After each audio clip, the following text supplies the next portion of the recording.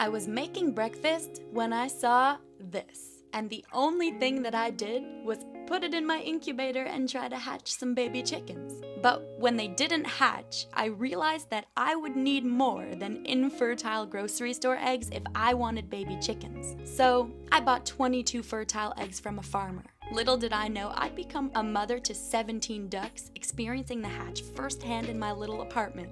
Now this was the moment that Farmer Karen realized she gave me duck eggs instead of chicken eggs. And you know what? As you can see, I was absolutely okay with hatching ducks instead of chickens. And well, the very first thing that I did was immediately take these eggs home, trying not to crush them before I got there, place them in my incubator, plug it in, and start the longest 28-day countdown of my entire life to see if we would even hatch one of these eggs. And remember, this is the first time I've ever tried hatching actual fertile eggs. Although I've tried hatching quail and chicken eggs from the grocery store, I kinda knew that there was like a 99.9% chance those would never work. But these would have at least a 20 to 30% hatching rate since they're fertile, so I was probably the most excited I've ever been in my life because I'm used to hatching ladybugs and caterpillars and mealworms. But duck eggs?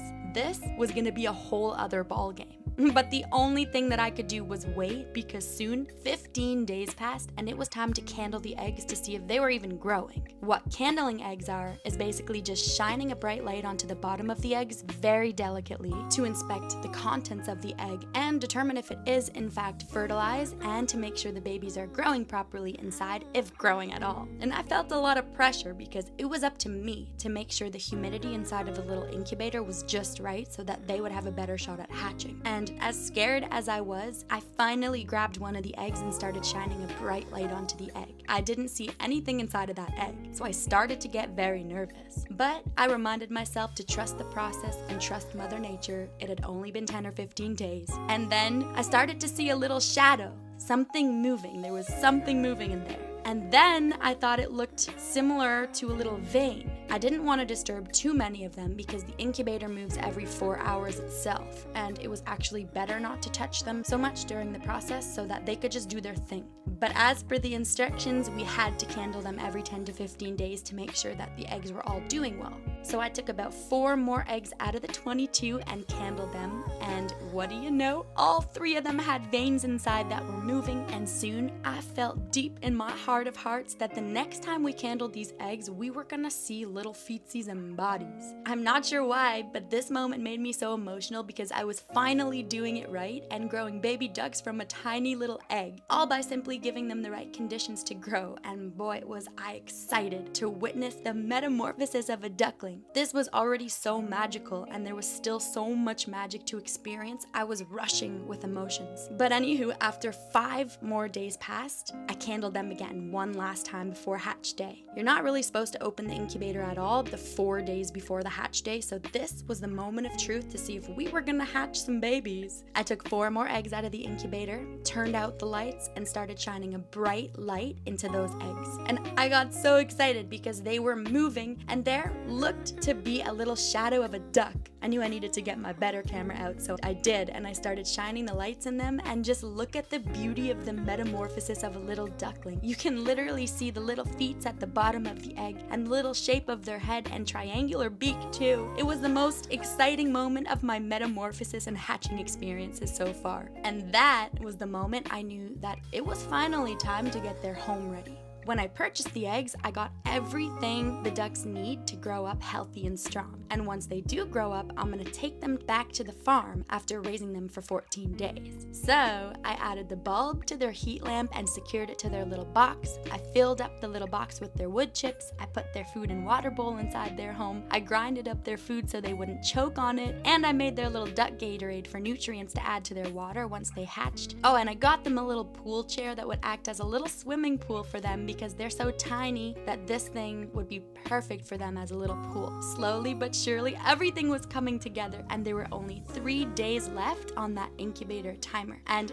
I could have sworn that I saw one of those eggs move, so you already know that I had to set up like 4 camera time lapses on the eggs to make sure that we got every angle of these little babies hatching. And I wasn't even sure if any of them would hatch or not, but I was ready because hatching day finally came. I didn't know if they would all hatch at once, or if just one would hatch, or if many of them would hatch, so I was really nervous for this moment. But I had my time lapse going, and every time it stopped, I would review it, and finally, I realized that all of the eggs were wobbling, and soon they were gonna hatch. And soon I saw one of the eggs with a chip in it, and I knew that it was time. So I sat there with Rafi, and I waited for our first duck to hatch. But 5 hours passed, and it was now 3 a.m. in the morning, and I didn't know when it would hatch, and you're not supposed to assist in the hatch at all, so all I could do was watch. I stayed up all night that first night, waiting for our little baby to hatch. Our first little baby. Also wondering why the others weren't hatching at the same time though. But all we needed was one little baby for me to be a duck mom, and I would be happy with just one. But then I started to notice that some of the other eggs had cracks in them too, and that's when I started to get really excited, also really nervous. I was like, in that moment, I was like, what am I doing again? But it almost worked out like magic, how only one ended up hatching on hatching day, because the next day I was in for a real surprise.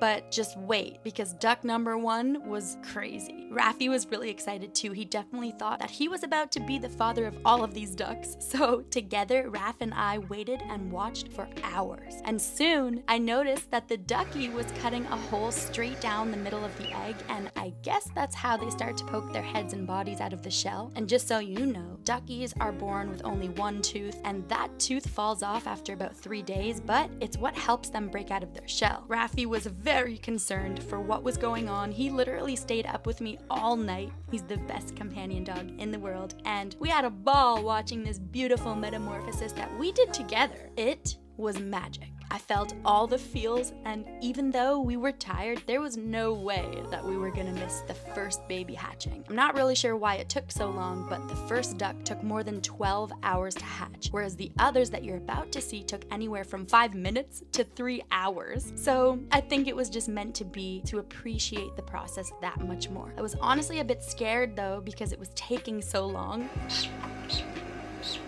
But then the moment finally came. Our baby hatched, and it was healthy and happy and chirping like no tomorrow, and it was the best moment of my life. Wow! There he is! That's a little ducky! And by this time it was around 3 a.m. So I put the first little ducky in our home and stayed by its side until another one hatched. I named this one Millie. You have to calm down, okay? I know you're excited. He's your new little baby. I wasn't sure how long to keep Millie in the incubator, but I brought her to her new home and made sure that she survived the night, because remember, I had never hatched a duck before, so I wasn't sure where she would be most comfortable. But I got another heat lamp, and I was there for moral support to keep her warm, and I waited for the others to hatch too. This little duck was so small and floppy, so I made sure to keep a careful eye on her until I knew she was ready to be alone. The inside of the egg was really gross, but I figured I'd show you what it looks like after they hatch. And Millie, me, and Raf sat there all night. Millie dried up and became all cute and puffy and fluffy, and finally she fell asleep, and Raf and I waited for the others to come, but we didn't even know if any would at all. I honestly ended up sleeping on the floor that night, and when I woke up, I saw 2 more babies inside of the incubator. Richie and Rhino were born. And then a 4th hatched. I named him The Cuteness. My favorite movie is Master of Disguise. If you know, you know. So now we went from 1 duck taking 12 hours to hatch to 4 ducks in the matter of what felt like minutes. So I let them dry off in the incubator for an extra hour than Millie, and then brought them back into their new home to start to grow up and to join Millie. Millie greeted them with open wings, and they were already all best friends. It was so cute. They accept each other right away. They need each other to survive. So I was happy that Millie had other ducklings to grow with too. And guys, was I excited? I felt like I could handle 4 ducks. Soon they all became so puffy and cute, and they were growing by the minute. But I wasn't sure if any others would hatch, because I waited and a whole 2 more days passed by, and finally we had duck number 5 hatch. But this one had a problem. Okay, she was born with some sort of membrane coming out of her body, and I wasn't sure what to do. I didn't know if it was my fault. The others were so normal, and this one there was a huge problem. So I put her back in the incubator and noticed that she wasn't really moving very much. It was different than the other ducks. So immediately I texted Farmer Karen and I asked for her help. I told her what happened and she instructed me to put dental floss around the membrane. And even though she said that the whole sack didn't look too bloated, honestly, to me, it looked pretty bloated. So it wasn't something that I could just pull off this duck. I guess the dental floss would help cut the circulation to that little membrane and make it fall off on its own. I was nervous. I wanted her to survive. I prayed that she would be okay. I even named her El Karim because that's miracle spelled backwards. I had so many questions for Karen, but she wasn't really able to help me much. She just kind of told me to just let the duck do its thing. So I put my trust into Mother Nature, but I was still determined to help Elkie as much as I could within those parameters. And I got so worried that I wasn't really even able to pay too much attention to the other healthy ducks because this one needed so much help, but it didn't really matter. All that mattered to me was that this one survived. She was chirping and that was a good sign to me, so I tried my best to follow Karen's instructions and I started with, if you want to call it, surgery. This little duck was so gentle and cute, I just wanted a miracle here with my miracle. I cleaned her up as much as I could and I got all the pieces off that would come off and then I got the dental floss. I know you.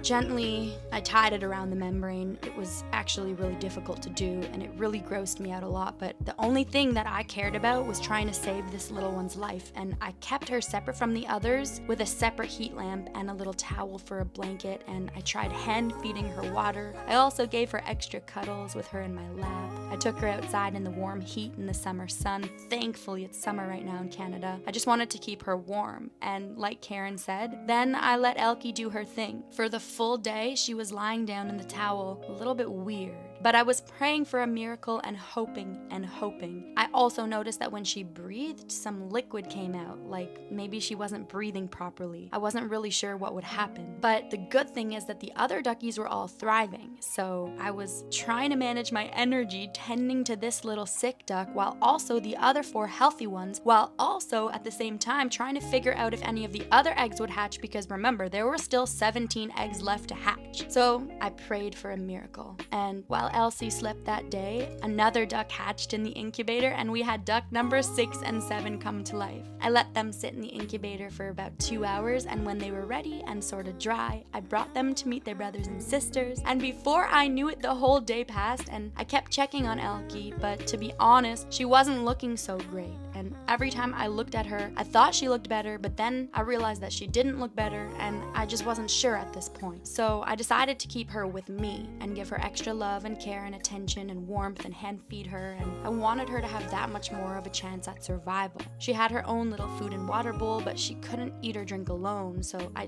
tried my best to help her. She was sitting up, which I thought was a good sign, and the membrane on her body was changing. It looked different than it had in the morning, so I just wasn't sure what to do or what to expect. She hadn't yet walked or stretched out her feet like the others, and she was chirping away, so I waited and I kept her with me. We even watched a movie on the couch together, but she kept lying down in this weird position, and by the end of the day, about 10 hours passed and it looked like she kept getting a little bit worse. It almost looked like she couldn't breathe properly like the others. So I waited and I waited, and at hour 12, Elkie lost her life.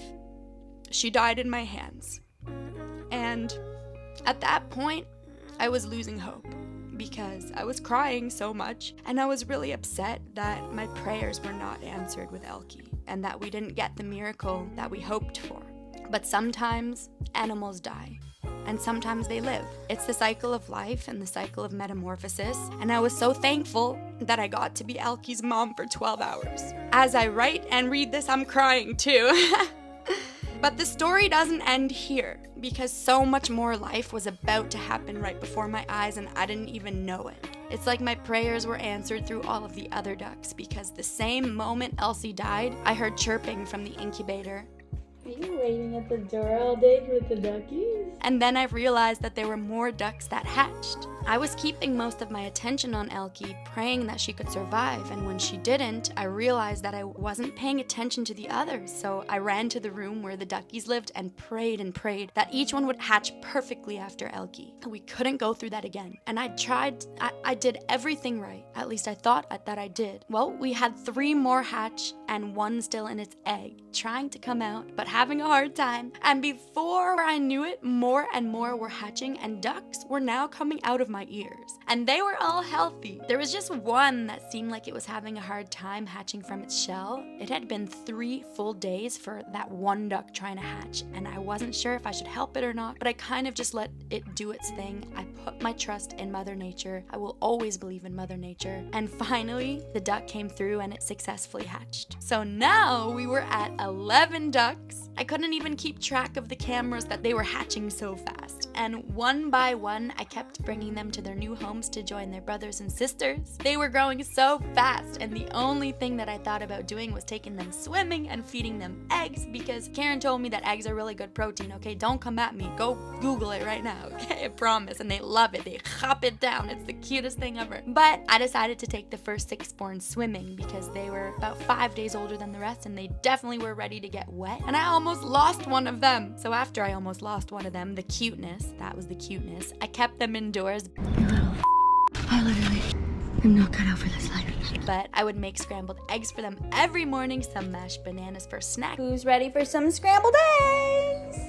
And they had 2 daily swims, 1 in the bathtub and 1 in the sink, and I let them walk around my house with me, running after them with wet wipes and cleaning solution to wipe their poop. And I even tried to get them to follow me, but the only way you can get a duck to follow you is with love and care, contrary to what a lot of you may think, that a duck adopts the first thing it sees after being born as its mother. That actually is not true. It takes a lot of love and a lot of care for a duck to follow you. So that's what I did, or at least I tried to do, and by the end of the 2 weeks, a lot of the ducks would follow me, and Raffi became their best friends. Even though he didn't love when they nipped at him, they just wanted to play, and he just wanted to give them kisses, and he ended up thinking that he was the father of 16 ducks. And with the eggs that never ended up hatching, I did the float test just to make sure that they were in fact not going to hatch. Just like with garden seeds, if the egg is dropped in water and it floats, it's not viable for growth. However, if it sinks, it is viable for growth, and it just needs more time to grow or hatch. So after doing this, all of the 5 remaining eggs floated, which means for whatever reason, Mother Nature decided that these duckies were not meant to hatch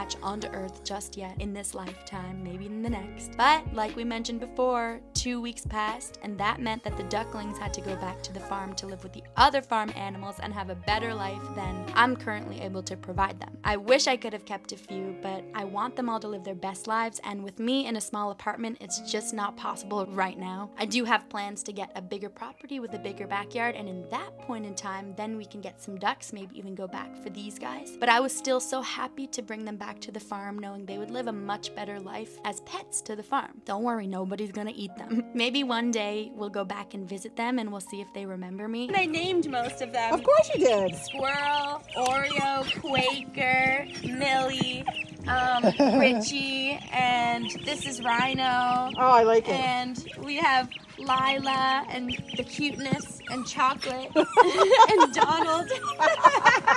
But all I know is that Elkie will always be visiting us from up above. Thank you so much for watching. I love you guys so much.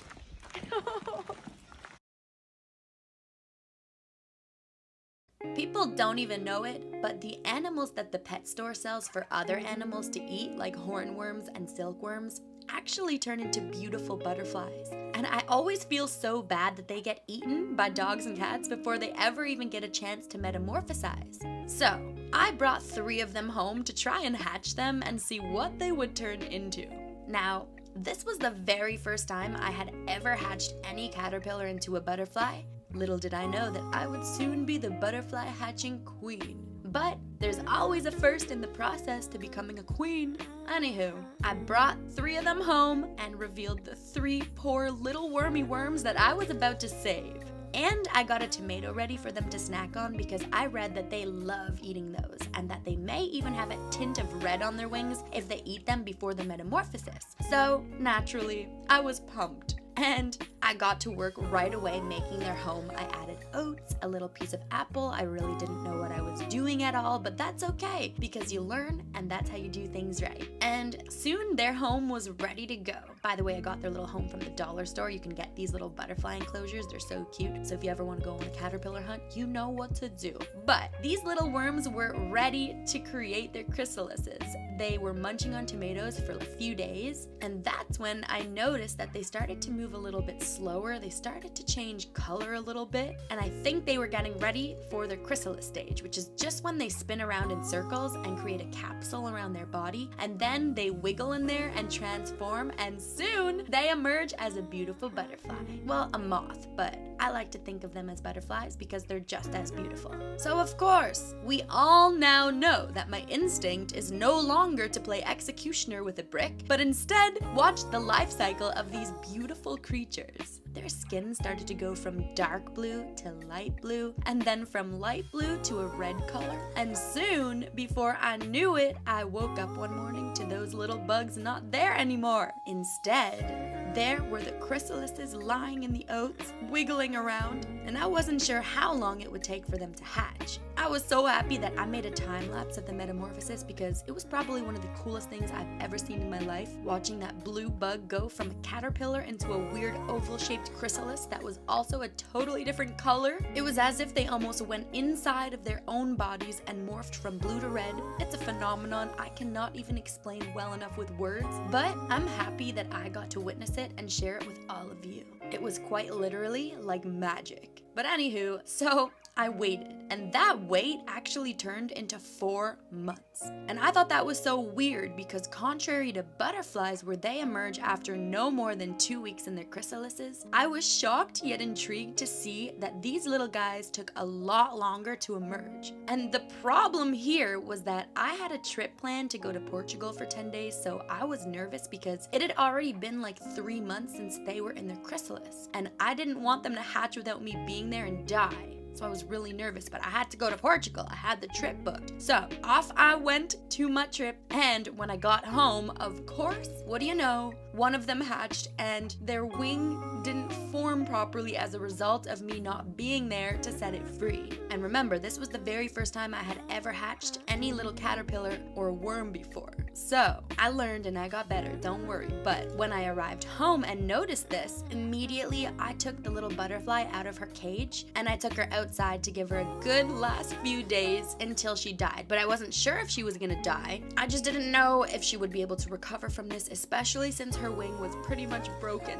Don't worry, I did my best to make her comfortable, but still at the back of my mind and my heart, I hoped that she would survive to see another day and her wing would heal and she would be able to fly away. And you know what? It actually seemed like her wing started to heal more and more every day, and almost 5 days passed of her just chilling with me. I kept giving her access to food like strawberries and some plant leaves to munch on, and water that I put on a cotton ball that she could sip from. I even hand fed her the water, and I made her a little home in the corner of my garden that wasn't enclosed fully so she could fly away whenever she felt like it, if she would ever be able to fly again at all. And don't worry, because moths only have a lifespan of about 40 days anyway, and I had already left her in that little enclosure when I was traveling for 14 days. So she really only had a few weeks left to live regardless, but I was determined to save her and give her a good life for those last few days. So there I was, becoming best friends with a little moth, healing her wings, feeding her food, helping her drink water. I think automatically I thought that she was a woman, okay? And she liked to climb on me too. It was the weirdest yet cutest thing I had ever experienced. I was creating a bond with this little caterpillar morphed moth butterfly. My dog Raffy even liked her too. He's so gentle he would just sniff her. But listen, 2 weeks passed, and at day 14 of her surviving, I woke up one day to find her missing. I couldn't find her anywhere, and I was a little bit nervous that a bird came and ate her, snatched her up. So I searched around my garden far and wide, and finally Luckily, I found her in the corner of one of my plant pots, and immediately she climbed on my hand and I put her back into her other home that was a bit more comfortable. But this made me wonder if she was indeed getting better because she was trying to move around and fly, scrummaging around the garden. But guys, the very next day, I woke up to our little friend, unfortunately with no life left in her. She passed away. I actually shed some tears for our friend. But it taught me so much about the life cycle of animals and that every single one matters. And every one of them should be given a chance at life. I also learned a lot about how I'll hatch them in the future because I want to ensure that I give them the best conditions even if I'm not home to help them, so that their wings can dry properly and that they don't have to suffer at all and that they don't get bought at the pet store to be given to other pets like dogs and cats. But listen, after I buried her in my backyard, I had a plan to go to the pet store and get some more silkworms this time, the caterpillars that actually make silk, and try to hatch those the right way. And I also found a caterpillar on the side of the road that I brought home, a chrysalis on my cabbage that I hatched, ladybug eggs on my broccoli, and a bug on my strawberry, and you already know I tried hatching all of them. Oh yeah, and I'm currently hatching duck eggs that I rented from a farmer, so next week I'm gonna show you what happened with all of those. But listen, thank you so much for watching my channel this week and learning about the life cycle of a hornworm and how beautiful it is to be able to witness the magic that we call life. I'll see you next week.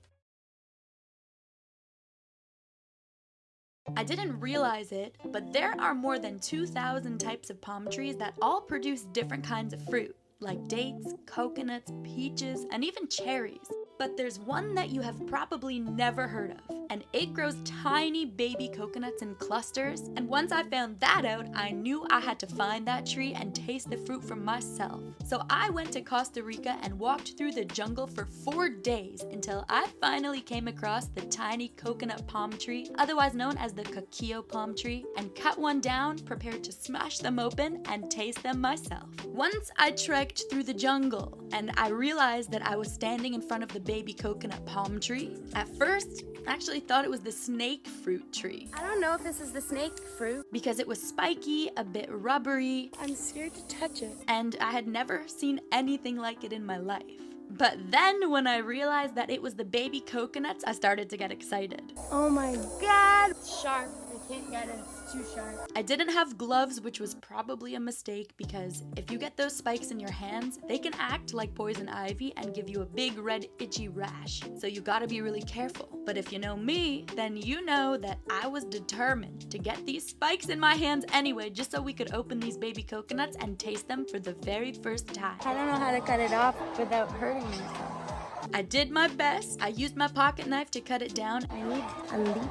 I really had no idea how to cut this thing off. I was getting a little bit nervous that I wouldn't be able to take it home with me because I didn't have anything to keep it in. It was so spiky and so sharp. So I was gonna have to find a way to carry it all the way back through the jungle where I came from to my cabin in order to open it without gloves and all those spikes. Spiky. So I got to work without even thinking. I ended up finding a leaf that was gonna be my glove because hey, we were in the middle of nature, and if you ask Mother Nature, you shall receive. I put the leaves around the spikes and I did my best to cut it and then yank it off. It was way harder than I initially anticipated because I never realized just how spiky and sharp these things would be. As you can so clearly tell, it took me a while. But nonetheless, I like when things are harder to obtain because then when you actually get them, it feels even more like a win. But anywho, that's okay because we got the prize and I felt like a hunter and gatherer going home to a happy family with my slaughter. Just kidding, we only love animals, we don't schmurder them, but anywho. There we go. Immediately, I made my way back through the Costa Rican jungle to go and open this thing. I passed by some amazing exotic plants like this huge orchid, probably the biggest one I had ever seen in my life, and we even passed by a variety of ginger. I was hoping it was the shampoo ginger, but it wasn't. It was just another variety. But after admiring it for a little bit and finding some ducks fighting on the way home, I finally trekked all the way back to my cabin and got ready for the moment that I was waiting for months. Opening this amazing fruit, seeing what was inside, if it really looked like a coconut or not, and tasting it for the very first time. I didn't even know how to start, but I just started yanking these off one by one, trying not to get those spikes in my hands. And it took me, no lie, about an hour and a half to finally have all the baby coconuts off this piece of palm tree. And remember, I held this thing all the way back to my cabin with a leaf, okay? So now was the time to get that outer spiky layer off and reveal the inner coconut goodness inside. I didn't know what to expect because this was the first time that I was ever opening a baby coconut coquillo palm before. But finally, after what felt like literal eternity, I got them to a point where I was ready to smash them open. I got them all off that little palm thing, and then I just had a bunch of balls right in front of me. So I had to get the spikes off. And then once the spikes were off, it was rather easy to kind of just bang them open with a rock on the ground and open them that way.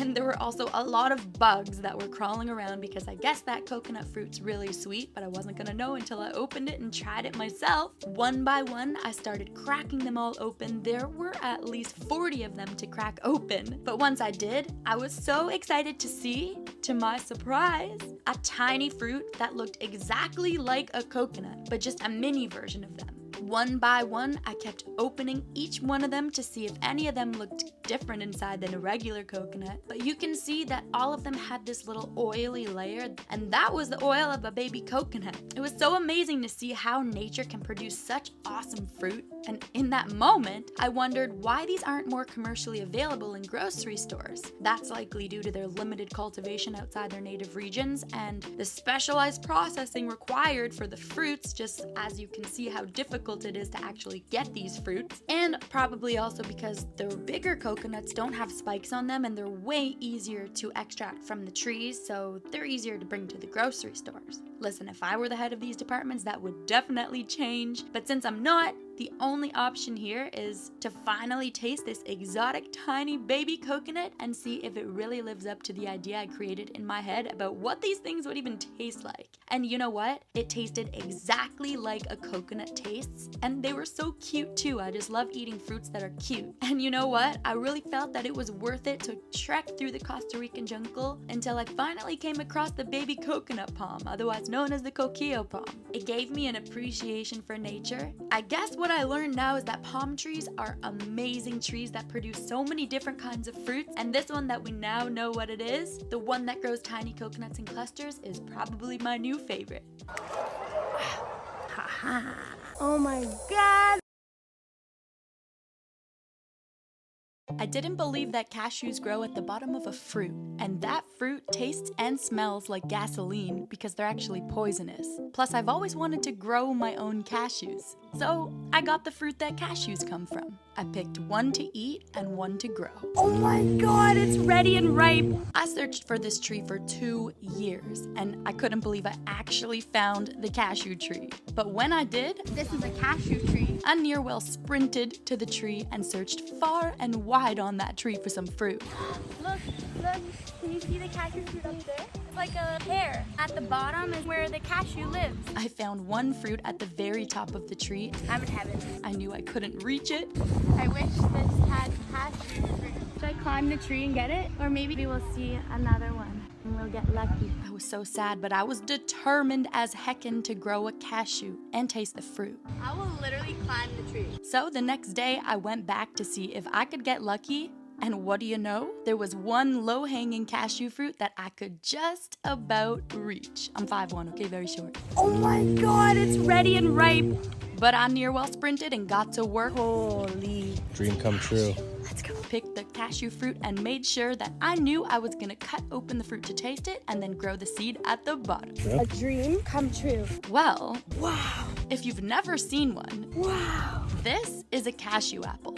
At the bottom lives a hard, curved shell that we dry, roast, and peel to get cashews. The cashews are covered in a poisonous liquid that's also found in poison ivy, so you can't consume it before roasting it, but the catch is that you can eat the fruit. Some people make juice, jam, and alcohol with the fruit, and even the jungle monkeys went absolutely ballistic for this cashew fruit. They came all the way down from the tree. It was the cutest thing I've ever seen in my life. She's holding a baby. He's coming. Here's the tamarind. Give her this. He wants the cashew. He searches long and hard for them. He wants that. He's gonna jump on me to get it. Watch. He's following you. Don't give him that. We won't. He doesn't want that. He's like, hey. Listen, I don't like feeding wild animals, okay? And we needed this cashew fruit to grow it and to taste it. Don't worry though, they get fed very well and they all have children and they procreate and they're happy. Anywho, back to my YouTube university about cashew fruit. The fruit, it's got a tangy flavor that numbs out your tongue. It's also got a chewy texture, and to me, it tastes like a mixture of orange and mango juice. It's actually one of the most unique fruits I've ever tried, and I would juice 10 of them if I could and just chug it.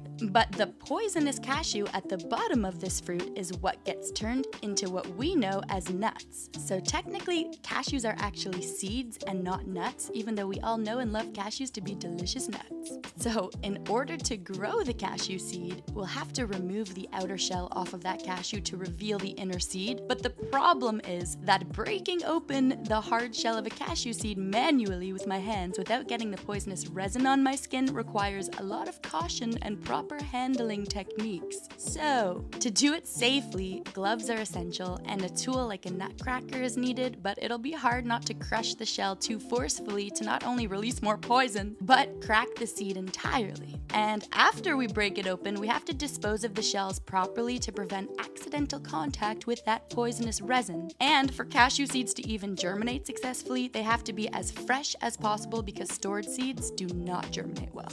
And the inner seed can't be cracked. And then once they do grow after this process, if they do, the tree actually takes several years to mature and produce fruit. So growing them from seeds requires a lot of patience, but if you're at all familiar with this channel, we have a lot of patience. It's all trial and error. Okay, anywho, you're also probably worrying about my safety, at least. Smells like a fart. I am, because I don't want to get the poison on my hands and have to go to the hospital. Anywho, so I called up my farmer friend down in Indonesia who has a cashew tree, and I asked if I could grow the cashew without breaking open the outer shell first. You know, a double whammy. You don't know until you ask. But ask for forgiveness, not permission. Anywho, you'll never guess what I was told. They told me it's possible and that I shouldn't open it, and it's actually easier that way. They do it all the time. So I got to work following their instructions. I got a pot, filled it with some soil, added a bit of sand to the bottom as well, and then made a little hole right in the middle of that soil and placed the seed sideways right down in the soil.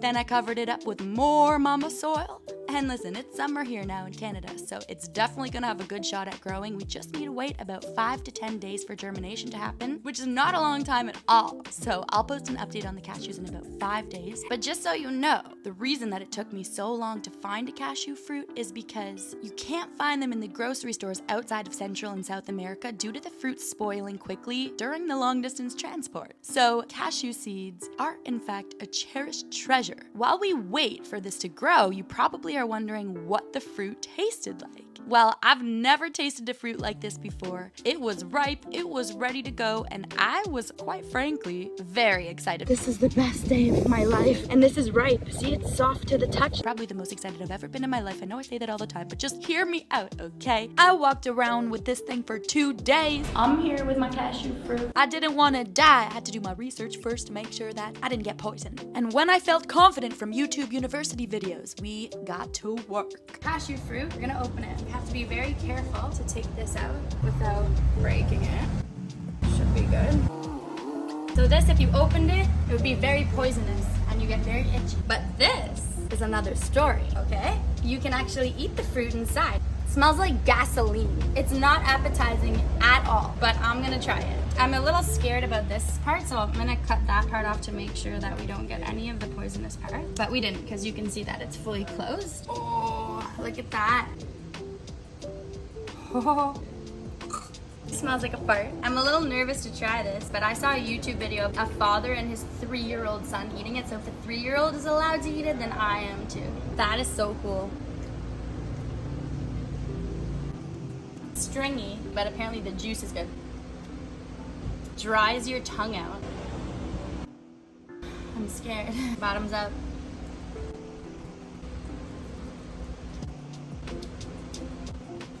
The juice is really good, but the fruit is really weird. Right when you put it on your tongue, it dries the whole tongue out immediately. But then it goes away, and then you're left with this stringy part.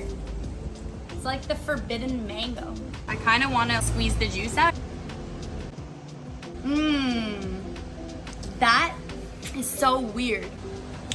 It's really weird. It smells like gasoline. It tastes like a forbidden orange juice, and it makes your tongue feel numb. It tastes like medicine or something. I feel like this could cure your sickness or something. Listen, I've always wanted to try this fruit. I had no idea that it was gonna smell like gasoline, but it tastes like a numbing orange juice. It's really good, but it's kind of bad. I definitely thought that it would taste a lot different than what it tastes like. I feel honored that I got to try cashew fruit. That's it. And you know what? I was pleasantly surprised at how delicious this tasted. I really didn't like the numbness, but the taste of the juice was really good, and if it was mixed with other fruit juices, it would be really, really good. So, for now, we wait. I hope that you're just as excited as I am to learn about how cashews grow at the bottom of a fruit that smells entirely like gasoline, and until you roast it, it contains a poison also found in poison ivy, but you can grow it without removing the outer shell husk. Just don't forget, on this channel, we take the seeds from inside exotic fruits and grow them into full-blown houseplants that fruit. Thank you so much for watching. It would mean the world to me if you didn't forget to like, comment, follow, subscribe, and I'll see you next week. I will literally climb the tree.